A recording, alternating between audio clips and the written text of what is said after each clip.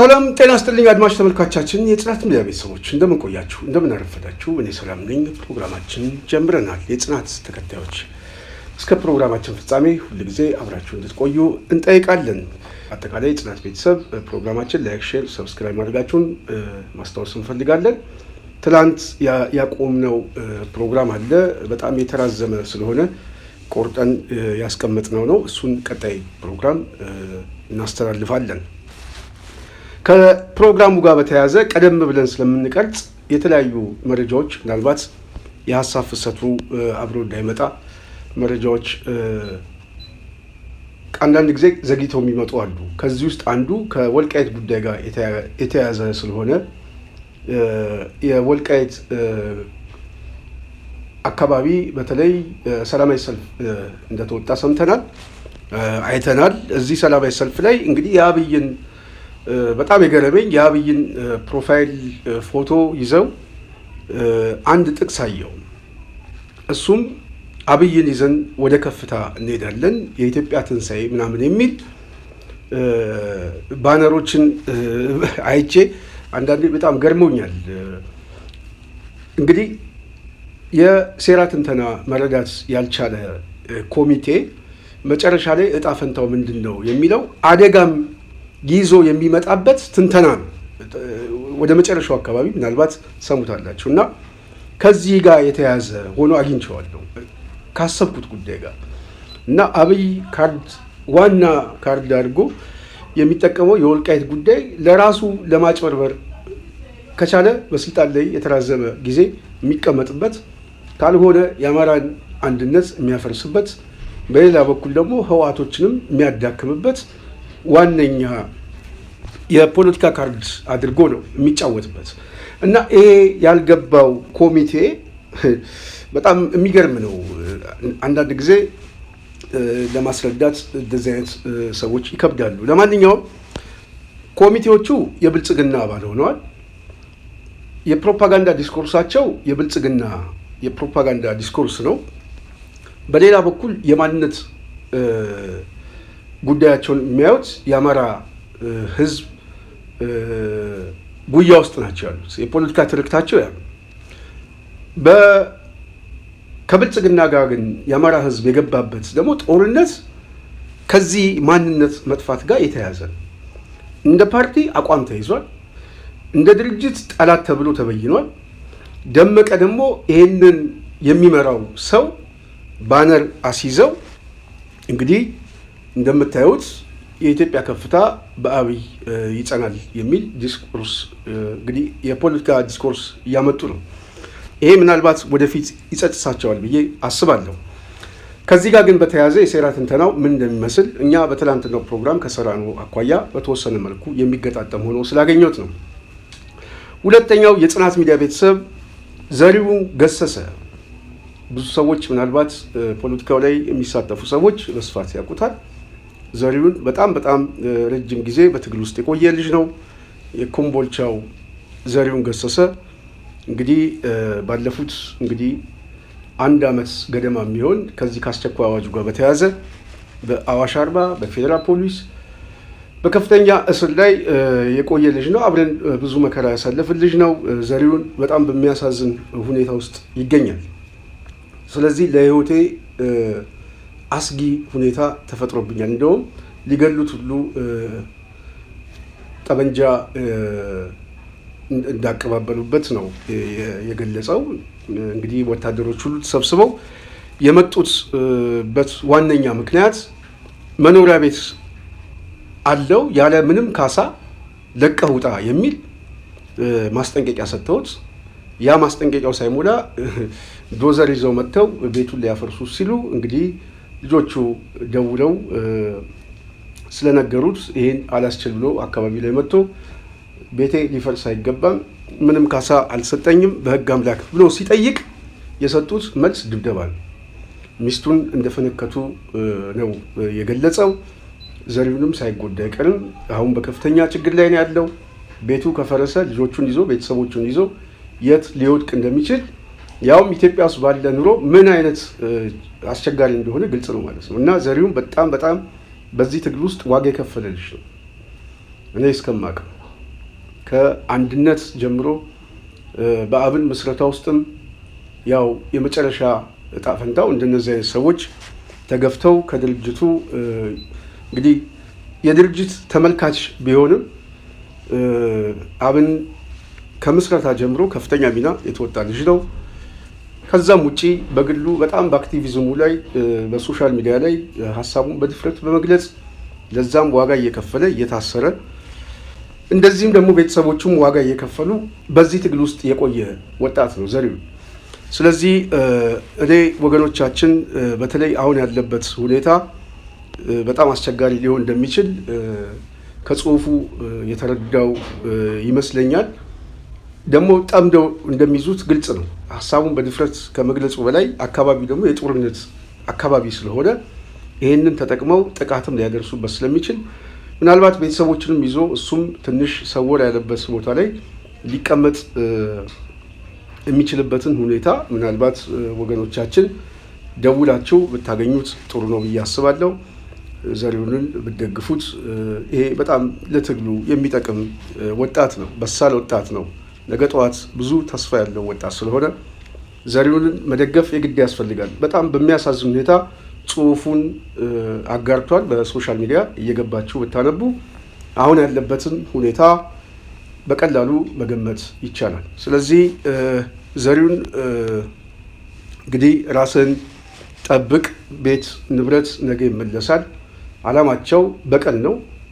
ለበቀል ደግሞ ምክንያት ነው የሚፈልጉት። ስለዚህ በተቻለ አቅም ራስን መጠበቅ አለብህ፣ ነገ ታስፈልጋለህ ብዬ አስባለሁ። ምክንያቱም የቤት ጉዳይ ነገ ይመለሳል። የፈረሰውም ይመለሳል፣ የተወረሰውም ይመለሳል። የጊዜ ጉዳይ ነው እና ራስን ግን ጠብቅ የሚል ምክር እመክራለሁ። ወንድም አለም ዘሪሁን የምትፈልጉ ወገኖቻችን ግን ስልኩን ምናልባት አፈላልገን ልንሰጣቸው እንችላለን ብዬ የመረጃ ፕሮግራማችን እዚሁ ላይ እጨርሳለሁ። ከዚህ ቀጥሎ ያለው የጽናት ሚዲያ ቤተሰብ በትላንትናው ዕለት የተቋረጠው ከወልቃይት ፍልሚያ ጋር በተያያዘ ከአማራው ጥቅም ከሌላው የአሰላለፍ በተለይ ሶስቱ የኃይል አሰላለፎች የብልጽግና አገዛዝ የቲፒኤልኤፍ እና የፋኖ እንቅስቃሴ ከአማራም እንቅስቃሴ እንደ አሁን ካለው ሪጂናል የፖለቲካ አሰላለፍ እና የፓወር ጉዳይ እንድምታው ምንድን ነው? አማራ ውስጥ የሚመለከትበት የወልቃይትን ጉዳይ በምን መነጽር ነው? ኮሚቴዎች ውስጥ ደግሞ ወልቃይትን የሚያዩት እንዴት ነው? የሴራ ትንተና ውስጥ ይገባቸዋል ወይ? በተያያዘ የኦህዴድ ኦሮሞማ ፕሮጀክት ምን ይመስላል? መጨረሻውስ ምንድን ነው የሚለው እኔ በተወሰነ መልኩ መጠቃቀስ ችያለሁ። ፕሮግራሙን ስታዳምጡት የበለጠ ሀሳቤ ይገባቸዋል ብዬ አስባለሁ። የጽናት ሚዲያ ቤተሰብ ወደ ፕሮግራማችን እንሂድ።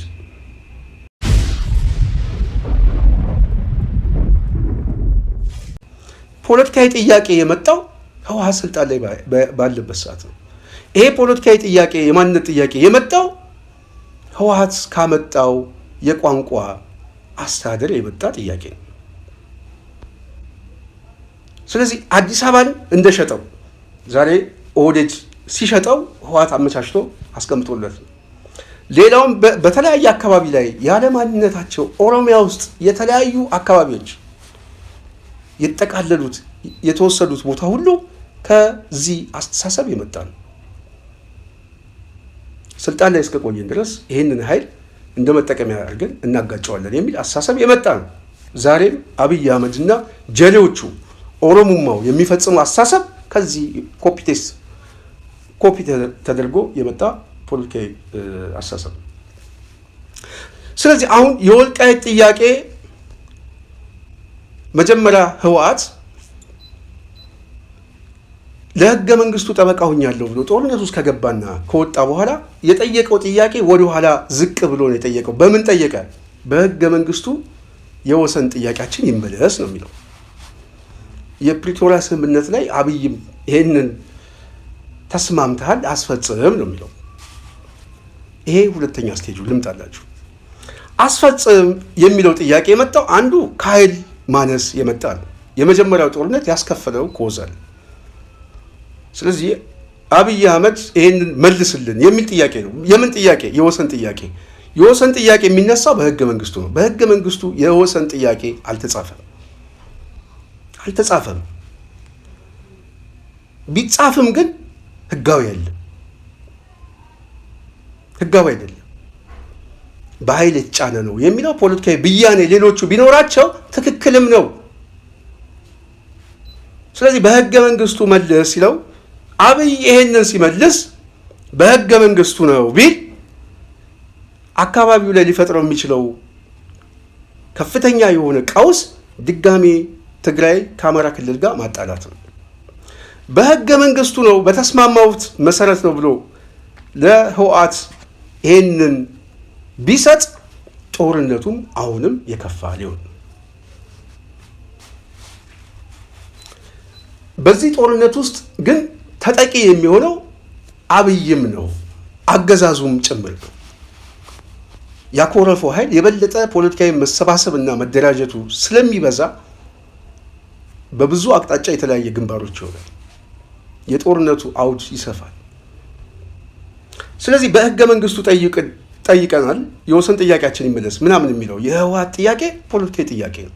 ይሄ ጥያቄ ለሌሎችም ፖለቲካዊ ጥያቄ ሳይሆን የማንነት ጥያቄ ሆኖብናል ነው። ስለዚህ ኮሚቴዎች ወልቃይት ላይ ያሉት የሚጠይቁት የታሪክ ጥያቄ ነው፣ የሚጠይቁት የማንነት ጥያቄ ነው። እጃችን ላይ ገባ የሚሉት እጃቸው ላይ በገባው መልኩ እጃችን ላይ ገባ ነው የሚሉት። ህወሓት ደግሞ የሚጠይቀው ደግሞ የህገ መንግስት ጥያቄ ነው። አብይ አህመድ እዚህ ውስጥ ሚናው ምንድን ነው? ህወሓትስ ለምንድን ነው ይሄንን ያጦዘው? የአማራ ኃይሎችም በዚህ ጉዳይ ላይ በትኩረት የሚያዩት ምንድን ነው የሚለው ከዚህ በኋላ ያለውን እናየዋለን ማለት ነው። እኔ ቀድሜ በተወሰነ መልኩ ለማስረዳት የፈለግኩት የወልቃይት ጉዳይ የተወሰደበትን እና ፖለቲካዊ ብያኔ ምን እንደሚመስል ሁሉም በተለይ ፖለቲካውን ለሚያውቀው ሰው የሚያውቀው እኛ የምናስረዳው በዋናነት ይሄ ግልጽ ያልሆነለት ሊቅ ካለ የጽናት ቤተሰብ ለነሱ ነው። ስለዚህ ወልቃይት በጣም ባርጌን ፓወር ሊጨምር የሚችል ስትራቴጂክ ቦታ ነው ሲባል ምን ማለት ነው? በጣም ከባድ ቦታ ነው። ይሄ ጉዳይ ከሀገሪቱ እጣ ፈንታ ጋርም አብሮ የተያዘ ነው። ከአማራ ህዝብ እጣ ፈንታም አብሮ የተያዘ ነው። በማስረጃ ልምጣበት። ህወሓት አሁን ከጦርነት መገፋት በኋላ በተለይ ከ2012 ወደዚህ 2013-14 አካባቢ ያው ከዚህ ከሰላም ስምምነቱ በኋላ የተፈጠረ ጉዳይ አለ። አንድ የስነ ልቦና ስብራት በኢትዮጵያ ፖለቲካ ላይ ከመገለል በላይ ሆኗል። አጠቃላይ የጦርነቱ ሁኔታ የፈጠረበት። ሁለተኛ የኃይል መዛባት ተፈጥሮበታል። ሶስተኛ ብሔርተኝነቱ ራሱ አደጋ ውስጥ ገብቶበታል። ስለዚህ በዚህ ደረጃ የኃይል ብልጫም ያሰላለፍም ያመለካከትም ችግር ውስጥ ከገባው መነጠል አለብኝ፣ ከኢትዮጵያ ፖለቲካ ውስጥ መውጣት አለብኝ የሚል የልሂቃን ድምዳሜ ተያዘ። በዚህ የልሂቃን ድምዳሜ ላይ ዋነኛ ስትራቴጂ ጥያቄው ደግሞ የወልቃይት ጥያቄ መጀመሪያ ከነበረው ጥያቄ አንሶ አሁን የወሰን ጥያቄያችን ይምጣል። የወሰን ጥያቄ በህገ መንግስቱ ይፈታልን ነው የሚለው። የወሰን ጥያቄ በህገ መንግስቱ ይፈታ ሲል ለዚህ አዳኝ አድርጎ ለዚህ ደጅ የሚጸናው ደግሞ የተዋጋውን አሸንፈዋለሁ፣ አህዳዊ ነው ምናምን ህገ መንግስቱን እየጣሰ ነው ምናምን ብሎ የታገለውን አብይን ነው ደጅ ጸንቶ ጫማ ላይ የተንበረከከው። ከዚህ ጥያቄ በፊት ከፍ አድርጎ የተለይ የመጣበት የፖለቲካ መስመር ትክክል አይደለም፣ ጦርነቱ የፈጠረበት ኪሳራ በራሱ ፖለቲካዊ ውድቀት ነው የሚል ግምገማ አልገመገመም። የብሽቀት፣ የንዴት፣ የብስጭትና እናሳያቸዋለን የሚል ትንተና። ስለዚህ ምንድን ነው የያዘው? መጀመሪያ የህገ መንግስት ቻርተሩ ላይ ለክፉ ቀን ይጠቅመኛል የሚል አንቀጽ 39ን እጠቀምበታለሁ። እሱ ራሱ እኮ በህገ መንግስት ምናምን የሚለው ራሱ የተዘጋ ነው። በተለይ የትኛውም ክልል መውጣት አይችልም። አንዱ ካልፈቀደ ሁሉም ካልተስማማበት በህገ መንግስቱ የሚለውም ራሱ የተቆለፈ ነው። ይሄ ጉዳይ ራሱ ዛሬ ኦሮሞማን ቢያስብም የጦርነት አካል ነው የምንለው አንዱ ከዚህም የመጣ ነው፣ በጉልበት ከማስፈጸም ውጭ።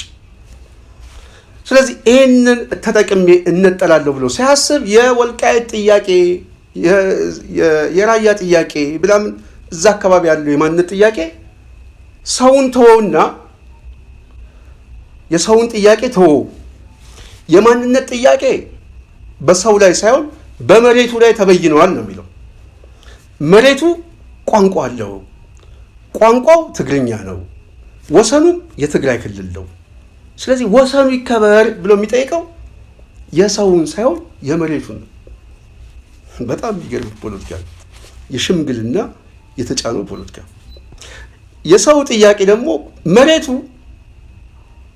የተፈጠረው ለሰው ነው። እዛ ቦታ ላይ የሚኖሩ ሰዎች ደግሞ ባህላችን፣ ቋንቋችን፣ ሃይማኖታችን፣ ማንነታችን የተያዘው ከመሬቱ ጋር ነው። ስለዚህ አንተ አትበይንም እኛ ነው የምንበይነው የሚል ብያኔ እየጠበቁ ነው ያሉት። ይሄ ነው ጥያቄው። የፖለቲካ መካረሩ ይሄ ነው። ስለዚህ ህወሓት የሚጠይቀው ይህንን ጥያቄ ቢፈጸምለት መሬቱን በመያዝ በአካባቢው ላይ ያለውን ሰው ግን በመጨፍለቅ አንድ ሀገረ መንግስት እንፈጥራለን፣ በዚህ ቴሪቶሪ ውስጥ ያለ ሶቨሬኒቲ ይፈጠራል የሚል ትግራይ የማዋለድ አጀንዳ ነው። ይህንን ዛሬ አደባባይ ላይ የመጡ ይናገራሉ። እነ ክንፈ ዳኘው ሜቴኩ 77 ቢሊዮን ጠፋ የተባለው ስልጣን ላይ ሆኖ ያንን ገንዘብ ወስዷል። እኛ ተቋሚ ሆነን ደግሞ እስር ቤት ነበር። በጣም እኮ የሚያሳዝን እኮ ነው። ክንፈ ከፍተኛ ጀነራል ነው፣ ባለስልጣን ነው፣ ሶስተኛ ሰው ነው። በነገራችን ላይ ከመለስ ቀጥሎ ከሳሞራ ቀጥሎ ክንፈ ነው ዋናው የመለስ ትልቁ ሚና ያለው ሰው። ይሄን ታሪክ ለሚያውቅ ሰው ይሄ ሰው ኢትዮጵያን በሚገዛበት ሰዓት 77 ቢሊዮን ብር የቅድም ያልኳችሁ እቺ የጠብታን ያህል ቆጥሮት እንደውም ከዛም በላይ ብለን ብናስበው ግልጽ እንደው ምሳሌ ስላጣው ጠፋ ያለ ሰው። ይሄ ሰው ዛሬ አደባባይ ላይ መጥቶ ከሀገረ መንግስቱ መነጠል አለብን፣ እንደውም ከሌሎች አገሮች ጋር ተነጋግረን እንጠቃለል የሚል አደባባይ ላይ ነው ምስክርነት የሚሰጡት። ማን ነው ስሙ? ኮሎኔል ማን ነው የሚባለው? አሁንም መጥቶ ኮሎኔል ገብረ የተባለው አደባባይ ላይ ምስክርነት የተለያዩ ሰዎች። በተመሳሳይ ተፈናቃይ ይመለስ ይባልና በተፈናቃይ ስም ደግሞ ጥያቄ ጠይቁና ተፈናቃዩ መመለስ አለበት። ፖለቲካዊ ጥያቄው ግን ፖለቲካዊ ውሳኔ የሚፈልግ እንደሆነ ቢገባው በእነዛ ሰዎች ደግሞ አሳቦ ከእንደገና የወሰን ጥያቄያችን ይመለስ፣ ሰዎቹ አይሄዱም፣ መሬቱ ይምጣ የሚል ጥያቄ ይህ ነው የሚይዘው። ይሄ አስተሳሰቡ በዋናነት ተነጣይ የሆነ አስተሳሰቡ። ስለዚህ ለህወሓት ለምንድን ነው ይሄ አስተሳሰብ በዋናነት በተለይ ወልቃይት አካባቢ ላይ ተቸካይ የሆነ አመለካከት እንዲይዝ ያደረገው? አንዱ ቅድም ያልኳቸው ነው። ሁለተኛው ግን ስትራቴጂክ የሆነ ቦታም ስለሆነ ነው። አማራው ላይ ስንመጣ የማንነት ጥያቄ ከሚጠይቀውም በላይ አማራ የማንነት የፖለቲካ ክራይሲስ ውስጥ ገብቻለሁ ባለፉት 50 ዓመታት ውስጥ ካለበት ጊዜ ጀምሮ የተራዘመውን ጊዜ እንተውና ወደዚህ ከህወሓትም ህገ መንግስት ወደዚህ ባለፉት 50 ዓመታት የደረሰበት ቀውስ የሚታወቅ ነው። በወታደራዊ ስርዓቱም ቢሆን የፖለቲካ ስልጣን ላይ አማራው ታርጌት ነው። ሀብቱም ንብረቱም ሲወረስም ሲገደልም በአፈሳም ሲዘምትም መፈንቅለ መንግስት ታረጋላችሁ የተባሉም የተመቱትም 60ዎቹንም ስናየው የፊውዳል አስተሳሰብ አለበት እያለ የደርግ ስርዓት አብዛኛው የአማራውን ሊቅ ነበረ ታክቲካል ሲገድለው የነበረው። ይሄ አመለካከት በአማራው ላይ የፈጠረበት ፖለቲካዊ ክራይሲስ የማንነት ቀውስ ውስጥ ሲያስገባው ከዚህ ቀውስ ውስጥም ለመውጣት አንድ አጀንዳ አድርጎ የበየነበት የወልቃይት ጥያቄ። ስለዚህ የወልቃይት ጥያቄ ለአማራው ስትራቴጂ ጥያቄ ነው። ከምን አንድ ከፍተኛ የሆነ የመደራደር አቅም አለው። ሁለት በሀገሪቱ እጣ ፈንታ ላይ ብያኔ የሚያሰጥ ነው። 3 ፖለቲካዊና የኃይል አስተላለፍን ሊጨምር የሚችል ነው። 4 የመውጫ በሮችን የመተንፈሻ በሮችን የሚያገኝበት ነው። 5ኛው ኢኮኖሚካሊ እዛ አካባቢ ላይ ከፍተኛ ምርት ሊያገኝበት የሚችልበትና ራሱን ከድህነት ወለል ሊያወጣበት የሚችል ስትራቴጂክ ቦታዎች ናቸው። ለአማራው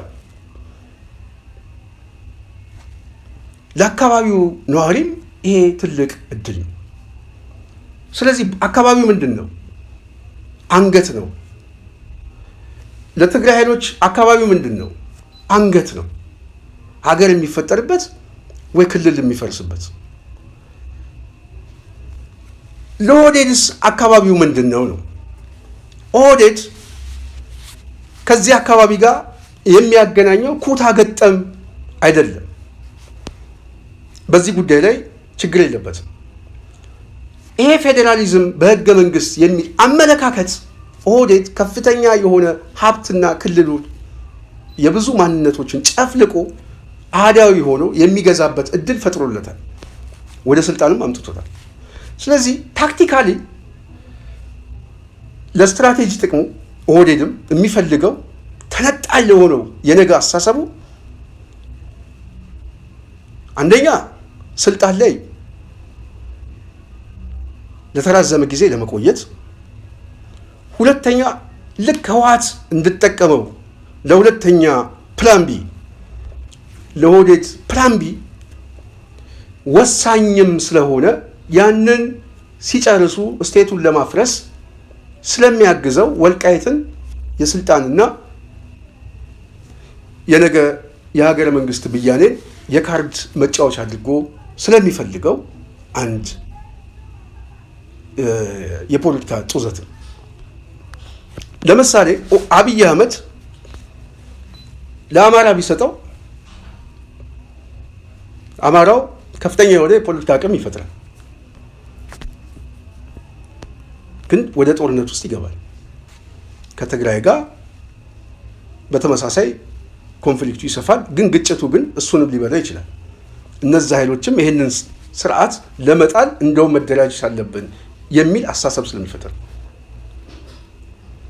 ለትግራይ ቢሰጠው ግጭት ውስጥ ይገባል። ያኮረፈው ኃይል ተሰባስበው እንደውም ይሄንን አገዛዝ ለመጣል መሰባሰብ አለብን፣ ማዕከላዊ መንግስቱን ይዘን እንበይንበታለን፣ ሰራዊት ይዘን ብሎ ስለሚያስብ ለስልጣኑ አደጋ ነው። ስለዚህ ምንድን ነው ማድረግ የሚፈልገው? ሁለቱንም ካርዱን እያሳየ ሰሊጥ እያሳየ ማባላት ነው። ለየትኛው? ለፕላን ቢ ነገ ጠዋት ለሚፈጥሩት መበተን። በውጤቱ መጨረሻ ላይ ውጤቱን ግን ለህወሓት መስጠት ይፈልጋል። ምክንያቱም ለህወሓት ይሄን አካባቢ መስጠት አብይ የሚፈልገው ፕላን ቢውን ሲያጠናቅቅ ብተናውን ሰሜናውያን ይጀምሩታል። ህወሓት የሚፈልገው የአዲስ አበባን ፖለቲካ ሳይሆን የወሰን ጥያቄ ነው፣ የህገ መንግስት ነው፣ መሬቱ ይመለስልኝ ስለሚል በቀጣይ አዲስ አበባ እንመጣም እኛ የምንፈልገው ይሄንን ነው የሚል አስተሳሰብ ኦህዴድን ስለሚጠቅመው፣ ለዚህ ነው ብርሃኑ ጁላ በህገ መንግስቱ ተገንጠሉ መሳሪያውን ብቻ አስጡን የሚለው።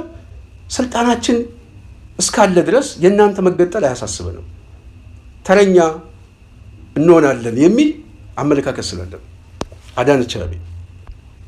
ስለዚህ ህወሓት በተቸካይ አመለካከቱ ዛሬ ይህንን አስተሳሰብ በመያዝ ማዕከላዊ መንግስቱ የፖለቲካ ካርድ አድርጎ እየተጠቀመ ነው ያለው። አማራውን ከትግራዩ ጋር እያጋጨ ነው። ይህን የሚያደርገው የፖለቲካ ስልጣኑን ተጠቅሞ ነው። ስለዚህ እኛ እንደ ህዝብ የምንጣላበት ነገር የለም። የወልቃይት ጉዳይ ከአዲስ አበባ ጉዳይ ተነጥሎ አይታይም። ስለዚህ በነገ ጠዋት እጣ ፈንታችን ላይ እንበይን የሚል የፖለቲካ ሽፍትነት መቀበል አይፈልግም። የሚፈልገው በተቸካይ አመለካከቱ 68-67 ላይ በተጻፈው ማኒፌስቶ የጠላት ብያኔው እዛው ላይ፣ ያሰላለፍ ብያኔው እዛው ላይ፣ ጥያቄውን የሚያመጣው ደግሞ አሁንም ህዝቡ አጣልቶኛል የሚለውን አሳሰብ ያ የፖለቲካ ተሸካይነት ድጋሚ እጨናለሁ ነው። ይሄ ነው በጣም የሚገርመኝ። ይሄ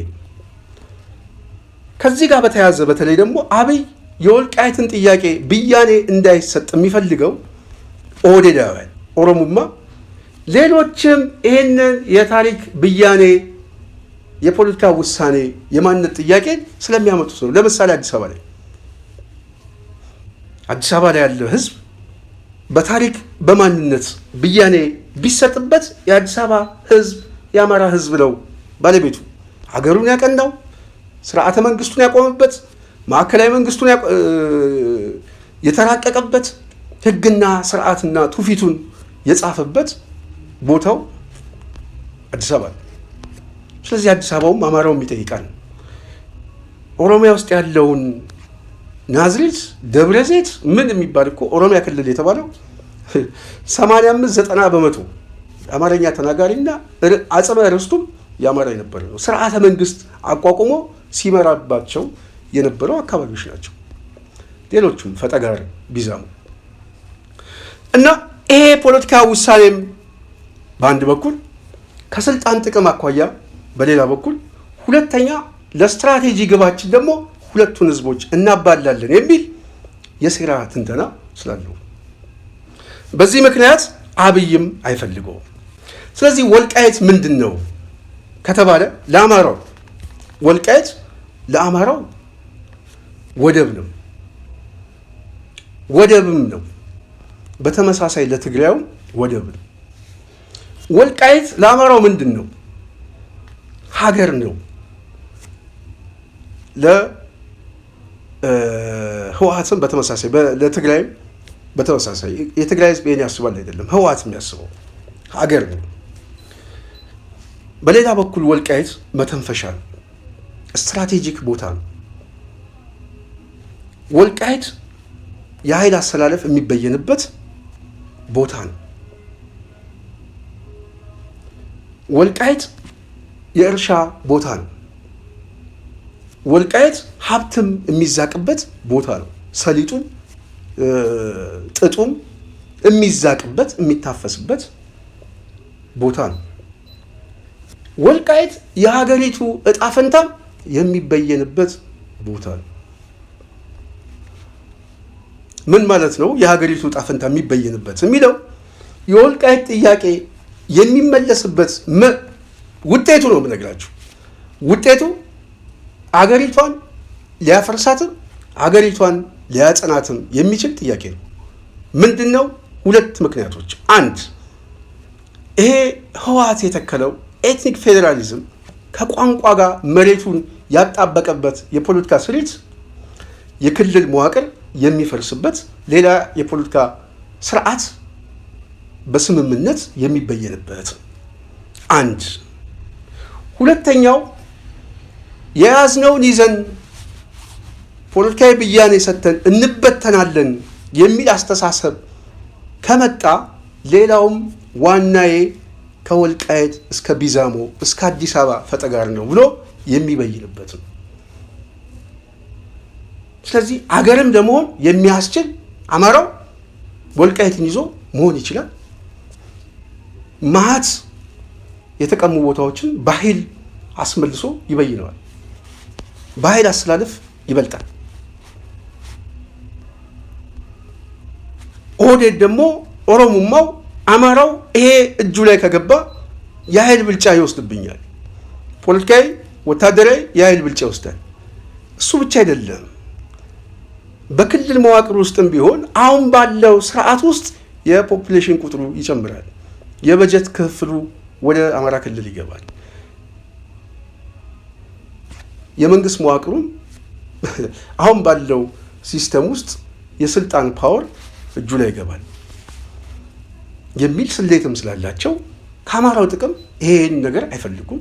ከትግራይም ጥቅም ቅድም እንዳልኳቸው ጊዜውን የጠበቀ ብያኔ እስኪሰጡበት ድረስ መስጠት አይፈልጉም። ስለዚህ ምንድን ነው የሚያደርገው? ማባላት፣ ማጋጨት፣ ማታኮስ። ስለዚህ አብይን ኦሮሞማን የምንገመግምበት መንገድ ይሄ ከሆነ የመጨረሻ መፍትሄው ሁለት መፍትሄ ነው። ከዛ በፊት ግን ለዚህ ጥሩ ማሳያ የሚሆነን በተለይ የእነ አብይ ፕሮጀክት የምርጫ ቦርድ አሁን ሰሞኑን ያወጣበት የሰነድ ጉዳይ ጦርነቱ ህወሓት አማራው አንድ ድርጅት ፈጠረ የሚል ወሬ በጣም የፕሮፓጋንዳ ዲስኮርሱ ስላስደነገጠው ከህወሓት ጋር ጦርነት ገባ፣ አማራው ተካደ፣ እንደዚህ ሆነ ምናምን ብሎ አማራውን ለመበተን የሄዱበት መንገድ አንዱ ከዚህ የኃይል አስተላለፍ መመጣ ነው፣ ማዛባት ነው። በወልቃይት ጉዳይ አማራው ራሱ እንዲለያይ ማድረግ ነው። በወልቃይት ጉዳይ አማራው እንዲለያይ ከፍተኛ ስራ ሰርቷል። በተለይ የወልቃይትን ጥያቄ የጎንደር ጥያቄ ብቻ አድርገው የወልቃይትን ጥያቄ የነደመቀ ዘውዱ ብቻ አድርገው ተነጣይ የሆነ ፖለቲካዊ አስተሳሰብ እንዲፈጠር ከአማራው እንዲነጠል ይሄ የኃይል መፈረካከስ ነው። ይህንን በማድረግ ፖለቲካዊ ወጥመድ ውስጥ ከተቷቸው።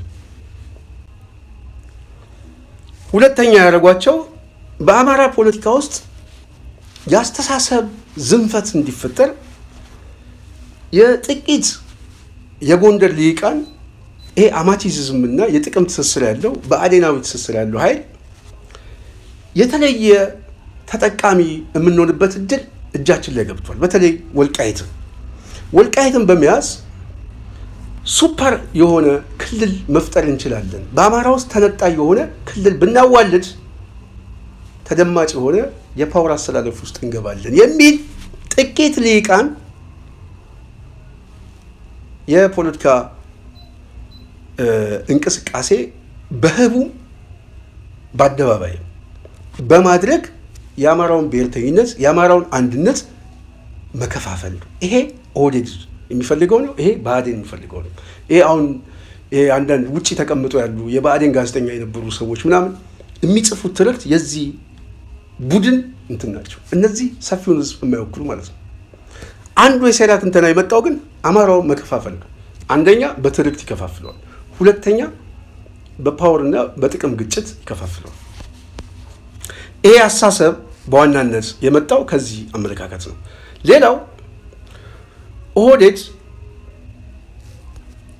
ከወልቃይት ጋር በተገናኘ በተለይ የምርጫ ቦርዷ ወይዘሮ ሜላት ወርቁ የወልቃይት ሁመራ ጥያቄ ከዚህ በፊት በኢንተርቪው ተጠይቃ የሰጠችው መልስ ይሄ ጉዳይ በልዩ መልኩ የሚታይ ነው። ስለዚህ በልዩ ጉዳይ የሚታየው በዋናነት ፖለቲካዊ ውሳኔ የሚያስፈልገው ስለሆነ ፖለቲካዊ አስተዳደሩ በዋናነት የሚበይነው ነው። ትክክል ነው። ይሄ ፖለቲካዊ ብያኔ የሚሰጥ ነው። ይሄ በንግግርና ሌላ አዲስ አቅጣጫ የሚፈልግ ነው እንጂ አብይ ቢሮ ተቀምጦ ምናምን አይሆንም። በምርጫ ቦርድም ቢሆን የለም። ግን ፖለቲካዊ አቅጣጫውን እየጠበቅን ነው ማለቷ የሚታወስ ነው። በዚህ ጉዳይ ተጠይቀው ስለ ምርጫውና በዚህ ልዩና አጨቃጫቂ በሆኑ ጉዳዮች ላይ አሁን ይሄ ሰነድ ሲመጣ ዝም ብሎ አልመጣም።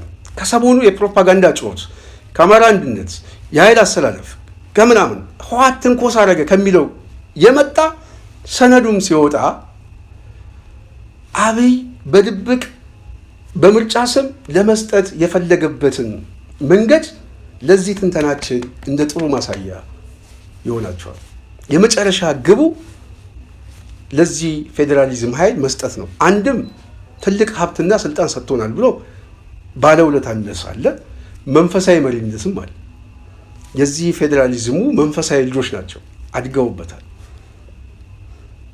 በሌላ በኩል አማራውን በከበባ ውስጥ በመክተት ወልቃይት ላይ ፖለቲካዊ ክፍፍል ከፈጠሩ ኃይሎች ጋር የበለጠ የእርስ በርስ ግጭት መፍጠር ነው። ይሄ ቅድም ያልኳቸው በህቡ የሚደራጀው ምናምን መጨረሻ ላይ በኪሳራ ነው የሚጥለው። ከዛን አማራው ከዚህ ኃይል ጋር ግጭት ውስጥ እንዲገባ የእርስ በርስ ግጭት ውስጥ፣ ስለዚህ ፓወሩን ያዛምንፈዋል፣ ፖለቲካዊ አመለካከቱንም ይገለዋል፣ የአማራ ህልውና የሚለውንም ይገልበታል። ስለዚህ ይሄንን እንደ ስልታዊ የሴራ ትንተና እየተጠቀሙበት ነው። ህወሓት ግን ከቆመ የተቸካይነት አመለካከት እየጠየቀ ነው። ምኑን ወሰን ይመለስልን? በምን? በህገ መንግስት። ለምን ዓላማ? ለሁለተኛው ዓላማ።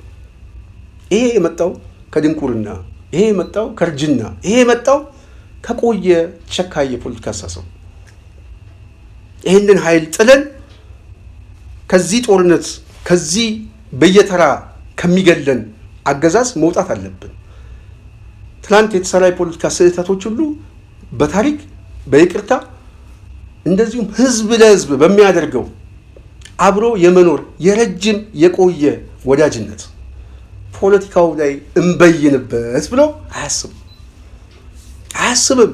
ህዝቡን ማለያየት ከተለያየ የትግራይ ህዝብ እኮ በጣም የሚገርም እኮ ነው። ዛሬም በሚያሳዝን ሁኔታ ቢኖርም የሀገር መፍረስ ማንን እንደሚያሳምመው ምናልባት ስልጣን ላይ ካሉት ሰዎች ሁሉ በጦርነትም ደቂቅ ያለው ብሎ የሚያስበው ህዝብ አብዛኛው ህዝብ ያስባል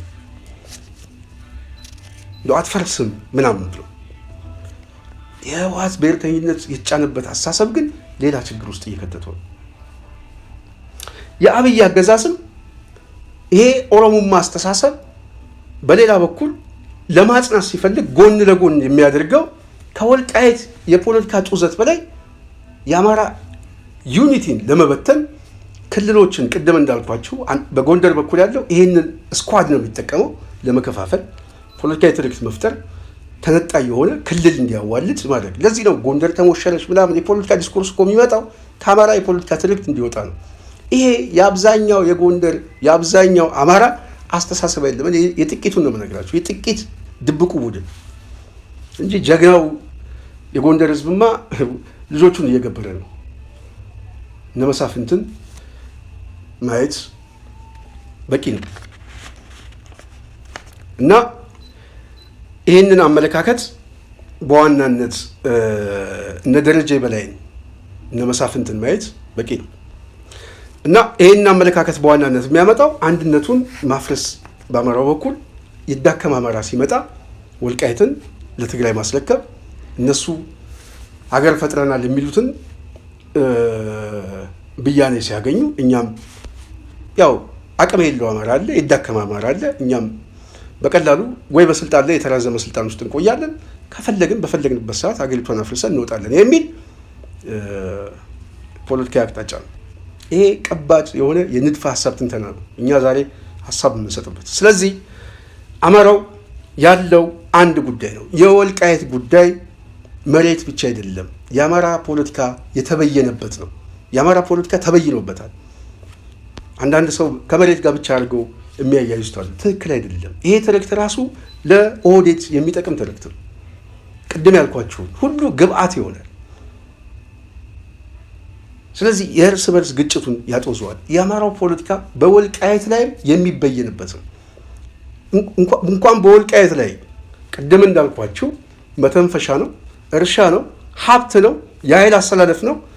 እንደዚሁም አገሪቷን የሚበይን ስትራቴጂክ ቦታ ነው።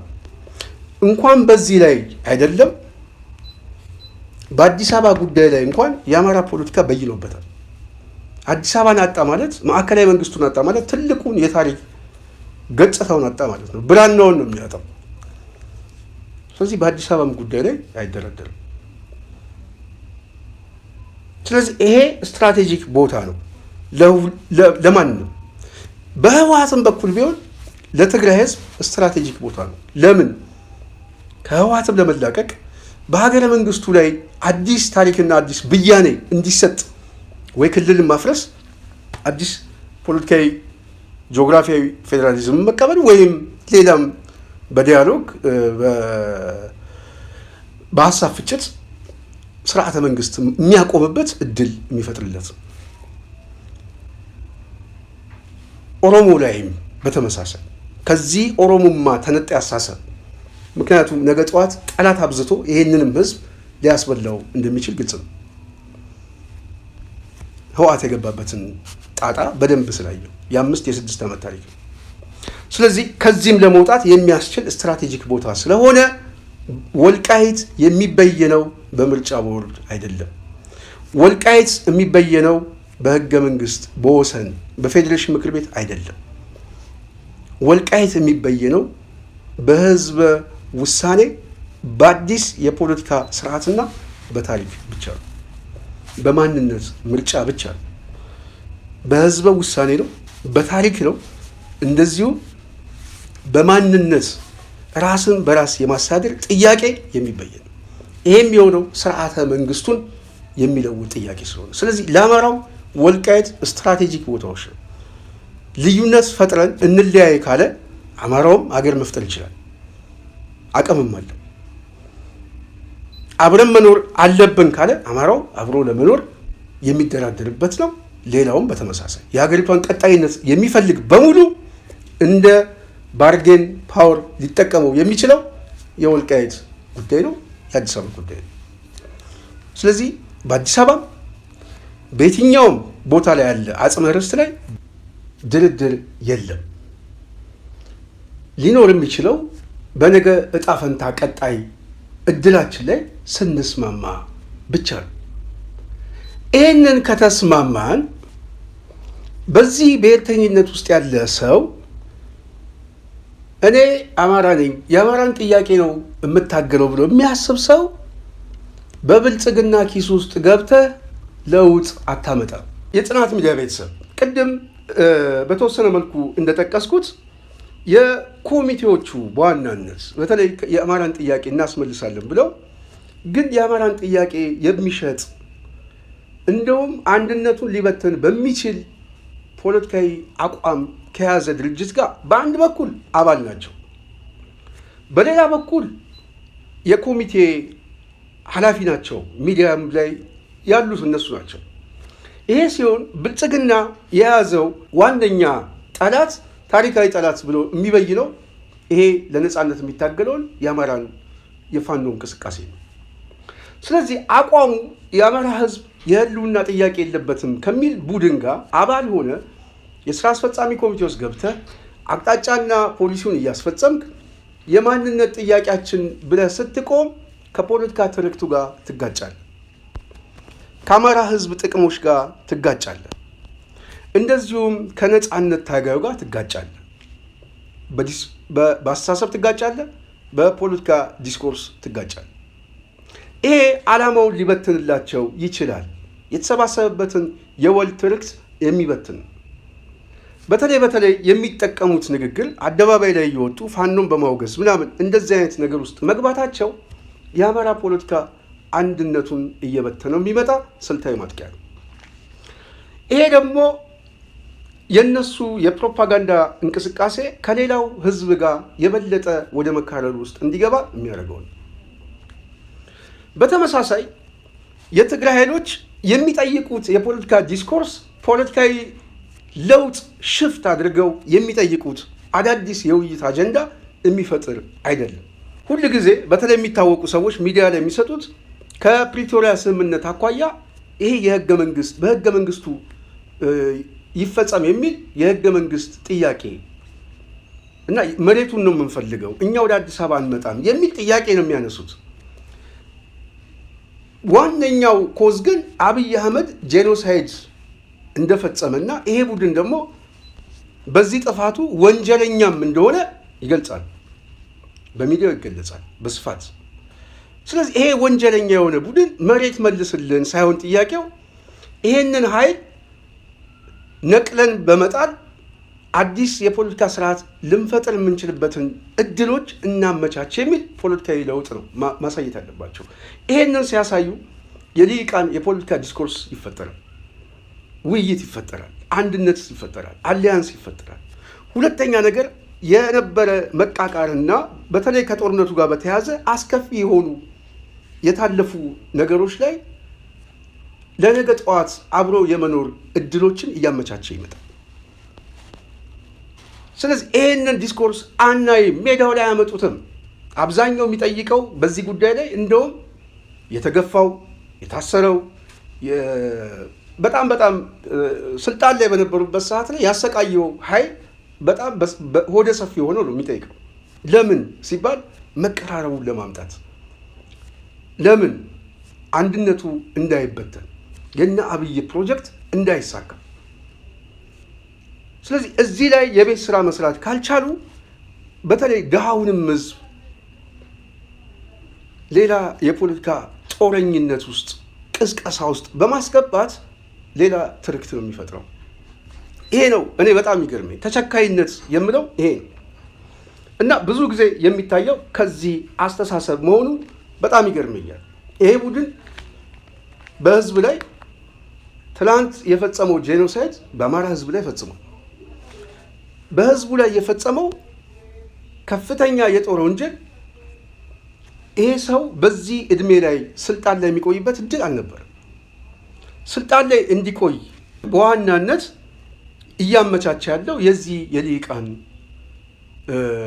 የፖለቲካ ተቸካይነትና እኔ ትክክል ነኝ ብሎ በሚያምነው ሀሳብ ላይ ብቻ በጣም የተቸከለ አመለካከት የሚያዙ የመሬት ጉዳይ፣ የህገ መንግስት ጉዳይ ምናምን እኮ በህገ መንግስቱ የመጣ ለውጥ የለም። ይሄ ህገ መንግስት የፈጠረው አደገኛ ክፍፍል፣ አደገኛ የሆነ ብሔርተኝነት የፖለቲካ ዲስኮርስ ነው የፈጠረው። በዚህ ህገ መንግስት ውስጥ የፈጠረው የተለያዩ አገሮች ናቸው።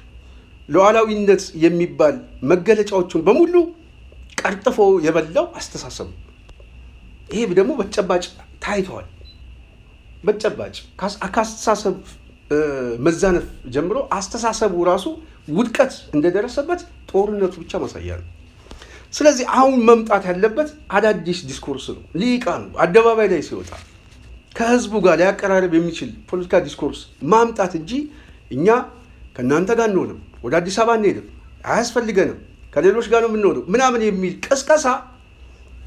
ይሄንን ቀስቀሰ ደግሞ አደባባይ ላይ መጥተህ በህገ መንግስቱ መሬቱ ይሰጠኝ ስትል ዓላማው ሌላ ሆኖ ይተነተናል። እና ይሄንን ቆሞ ማሰብ ካልተቻለ አደጋው በጣም ሰፊ ይመስለኛል። የጽናት ሚዲያ ቤተሰብ ይሄ በዋናነት ከአማራ ትርክት አኳያ ደግሞ በዋናነት እዛ የወልቃይት ኮሚቴ ውስጥ ያሉት ሰዎች የሴራ ትንተናው የተጠለፈው አንዱ በእነዚህ ሰዎች ናቸው። ሁለተኛው ከዚህ ኮሚቴ ጋር አብሮ አሊያንስ የፈጠረ በአማራ ትርክት ውስጥ መቆየት የማይፈልግና ተነጣይ የሆነ አሳሰብ እየተለማመደ የሚመጣ የልሂቃን አሳሰብ አለ።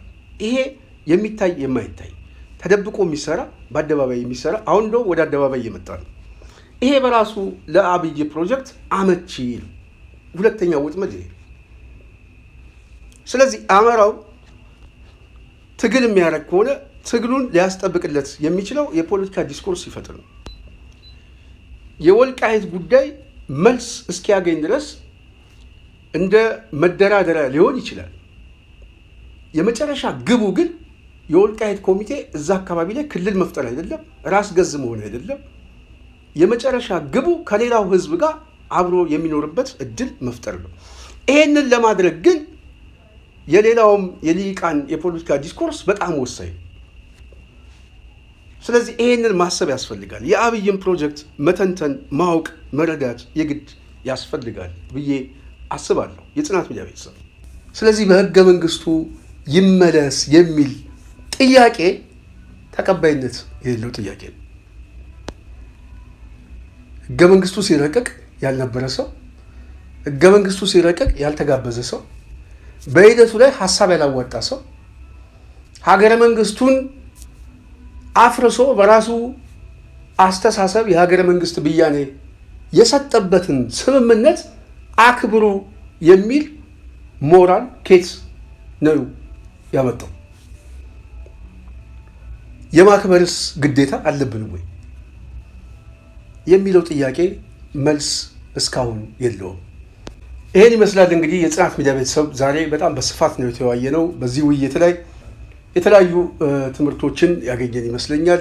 እንደዚህ አይነት የሀሳብ ልውውጥ በጣም ጥልቀት ያለው የሀሳብ ልውውጦችን በዚህ የጽናት ሚዲያ ፕላትፎርም ሁሉ ጊዜ እያቀረብን ሀሳብ አስተያየት የምትሰጡ ሰዎች፣ የምታችሁም ሰዎች እኔ በጣም ነው ደስ የሚለኝ። በሀሳብ መከራከር ሀሳቦችን በደንብ ህዝባችን ውስጥ እንዲገባ የተለያዩ ሀሳቦችን በማንሳት የነገ ጠዋት እጣ ፈንታችን የምንበይንበት እድሎች ስለሆኑ በተመሳሳይ በሌላም ጊዜ በምናነሳቸው ሀሳቦች እንድትሳተፉ እየጋበዝን የዛሬው ሙሉ ፕሮግራም ያዘጋጀውላችሁ ከዚህ ከወልቃይት አፋጣጭ ከሆነ ጉዳይና ከነገ ጠዋት እጣ ፈንታ የአማራው ስትራቴጂ አንገት ነው። ሌላውም የሚያስበው ጥቅም እንዳለ ሌላውም በተመሳሳይ ጥቅሜ ነው የሚለው ሊከበር የሚገባ ሀሳቦች እንደሆኑ በተወሰነ መልኩ ሀሳቤን ለመግለጽ ነው። በሚቀጥለው በሌላ ዝግጅት እስክንገናኝ የዛሬን በዚህ አበቃለሁ። ሙሉ ፕሮግራም ያዘጋጀውላችሁ ስንታየሁ ቸኮል ነኝ። በዚሁ እሰናበታለሁ። ሰላም።